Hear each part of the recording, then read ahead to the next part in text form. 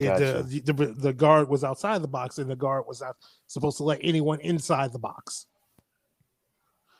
So I do have a question. Yeah. Yes, this guy was an actor, so it makes sense he would be at the theater. But like, if he was an open Confederate sympathizer and someone well known to be like, someone who disagreed with Lincoln, like, didn't anyone think, why is this guy around when the president is here tonight? It wasn't an open. Not everyone knew he was a Confederate sympathizer. It was an open secret around a lot of some people in Washington, but it wasn't well known that he was a Confederate sympathizer.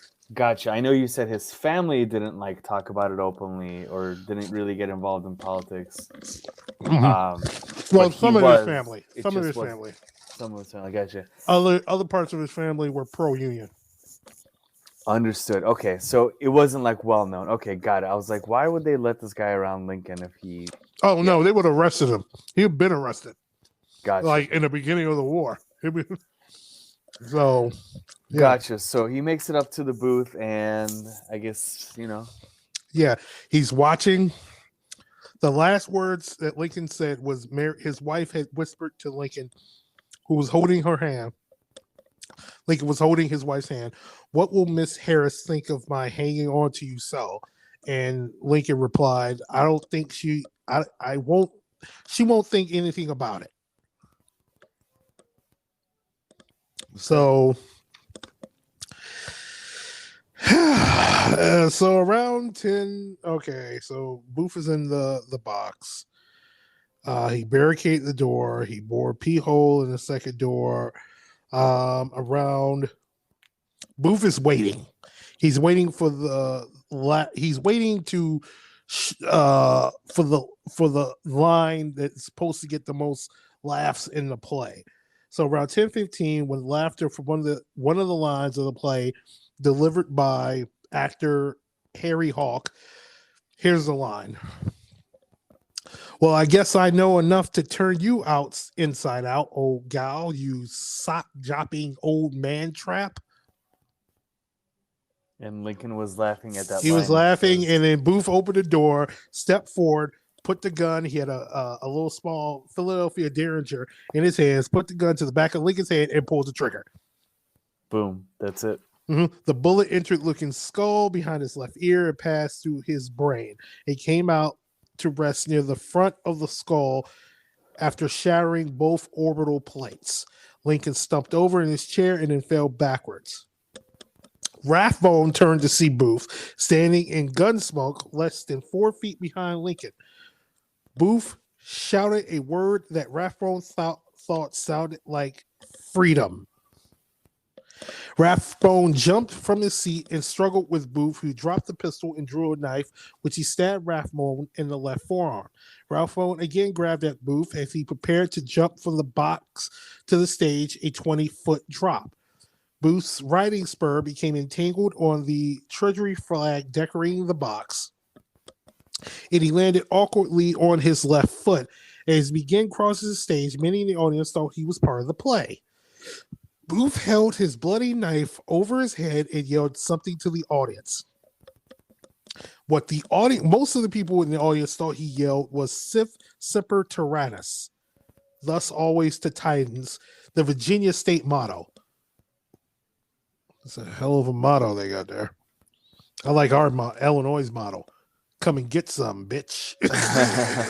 I used to say that in Latin. No. Either from the box or the stage is some witness account. Some say that they don't recall Booth saying anything in Latin. There's a few people that said Booth shouted, "The South is avenged, revenge for the South, or the South shall be free." And 2 witnesses remember Booth's words as, "I have done it." This is such a traumatic event. It is that you don't remember what he said. You just remember it was him. So it's just a bunch of things. I think he said Semper Tyrannis because from Booth's psychiatry, looking his mental frame and how the way he acts and his actions before the assassination and after the assassination, which we'll get into, he would, and the fact that he is an actor, yeah, he would say "Sip Semper Tyrannis" like a fucking goddamn overacting fucking jackass. Like this guy's an over fucking actor. That's like all this betrayals in media, like even though there hasn't been really that many, especially recently, all these portrayals in media show him as this overacting psychopath. So yeah, I would consider, yeah. Yeah, I mean, it even says in here that, like, including Booth himself, he admitted to saying that he yelled "Six Semper." Yeah. So, okay. Yeah, well, I mean, regardless, like, there's, like you said, a lot of chaos happening in this moment. Yeah, and he runs off and not only that, he broke his leg. Right. So he lands on stage. Major Joseph B. Stewart climbed over the orchestra pit and footlights and pursued Booth across the stage. The screams of Mary Lincoln and Clara Harris and wrathful cries of "Stop that man" prompted others to join the chase as pandemonium broke out. Booth exited the theater through a side door en route stabbing orchestra leader William Weathers Jr. as he leapt onto the saddle of his getaway horse. Booth pushed away Joseph Burroughs, who had been holding the horse, striking Burroughs in the head with the handle of his knife. And pretty much Lincoln is laying there with a gunshot wound to his fucking head, damn near on the floor. Luckily, a guy named Charles Leaks, who was a young Union Army surgeon, was in the audience. He ends up getting into the booth to try to ascertain how bad Lincoln is. He gets in the booth. His wife Mary, Lincoln's wife Mary, is absolutely fucking hysterical. She never, just a side note, she never recovers from this. Sure. At all. Because not only the fact that, like, she's watched her husband get shot in the head. But also before, like a couple of years before, they lost one of their sons, Willie. Willie had died, I think, of not tuberculosis. He died of a sickness, and pretty much he died in the White House. So she's trying to recover from that, and yeah, she's trying to come from losing one of her sons, and then all of a sudden, and not only that, they lost a son before. Yeah, right. Before Willie, I think did they or just yeah, they did. They lost another son before getting into the White House. Not only added to the fact that their oldest son, Robert, is in the Union Army along with being aide de camp to General Grant. That woman never recovered from this. Yeah, I can only imagine. Sure. Yeah. So Lincoln is on the floor. He's not breathing. The surgeon, Dr. Leals, tries to find where the wound is. He finds where the wound is, and he sticks his finger in the wound to see how deep the bullet is, and he ends up pulling it out, and then Lincoln lets go of a breath. So they're like, look, he pretty much knows that this it's fatal. It's Lincoln is dead. He is dead. So they need to take him out of that theater. So they end up getting Lincoln out of the theater and leading Lincoln outside. So because they're like, we need to get him back to the White House. And the doctor's like, he's not going to survive a carriage ride to the White House. Like he's going to die in the carriage. So a young man, William Peterson, comes forward and says, "Hey, bring him over here. I own a building across the street, which is called the Peterson home." So they take Lincoln to the Peterson home and put him on this bed, which pretty much his bed is so small. Lincoln's like 6'3". This bed is like for a person for 5'7". So they have to end up angling him on this bed to get him fully on the bed. And his legs like leaning off outside of the bed. he's still unconscious. So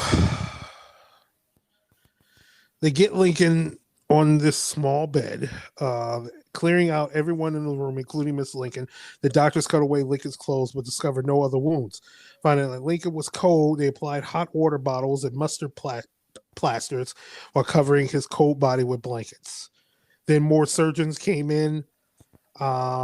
Lincoln's personal physician, and they all looked at him and was like, he ain't gonna make it. He ain't gonna make it. Then Lincoln's oldest son, Robert Todd, arrived around 11 p.m. They took because they also have I told you about Robert, his oldest son. They also have another son, a 12-year-old Tad, who was at another theater watching a play of Latin. And he finds out about it when they stop the play and tell him that we'll stop the play, tell everyone in the audience that the president has been shot. Not realizing, hey, his kid is upstairs watching the play. Oh my gosh! Wow. So they ended up taking him back to the White House. Then the Secretary of Navy, Gideon Wells, and the Secretary of War, Edward Stanton, arrive at the Peterson house. Stanton pretty much gets in there, sees Lincoln, Mary Todd, just in the room, just sobbing uncontrollably. Stanton is like, get this woman out of here. Get her out of here. She's got to get out of here. So they take her into the parlor in the home. And pretty much Stanton is like, okay, number one, lock this building down. Number two, lock the city down. No one in and no one out. We got to find out who shot, because they don't know who shot Lincoln. Like, you have witnesses, but they haven't talked to the witnesses yet. And then they start talking to witnesses and telling them, like, yeah, the guy who shot the president was John Wilkes Booth. Right. It's all speculation at that point, though, because, yeah, you know, in the chaos of the incident, he left out the back door and was gone. Yeah, pretty much. Now, at the same time that Lincoln is being shot, Lewis Powell gets to Secretary of State Stewart's house. So he gets at his house and around 10:10. Stewart's maitre d' answers the door.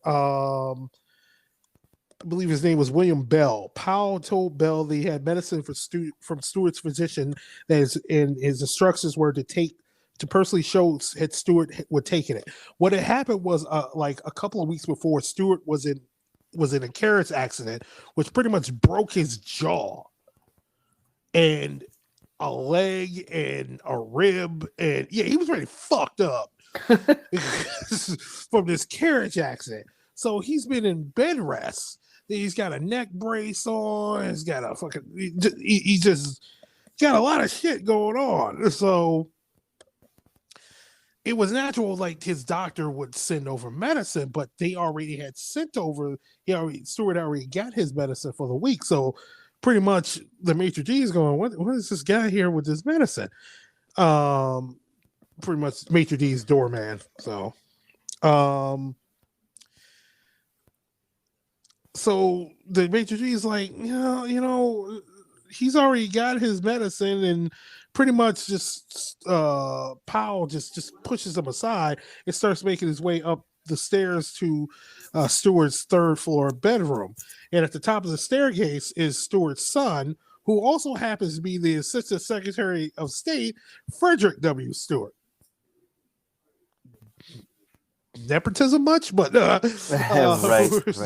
And Stewart had said, Powell had said the same medicine story he told to the maitre d'. Frederick was like, his son was like, wait a minute, he already has medicine. I'm a little skeptical about this, because all of that, Stewart was asleep. So, and like, they were going this back and forth until his daughter, Stewart's daughter, Secretary of State Stewart, not the son Stewart, his daughter's Fanny emerges from Stewart's room to tell Fred, like, hey, father is awake now, which gave the location to Powell. So Powell turned as he starting downstairs, but suddenly turned again and drew his revolver and pointed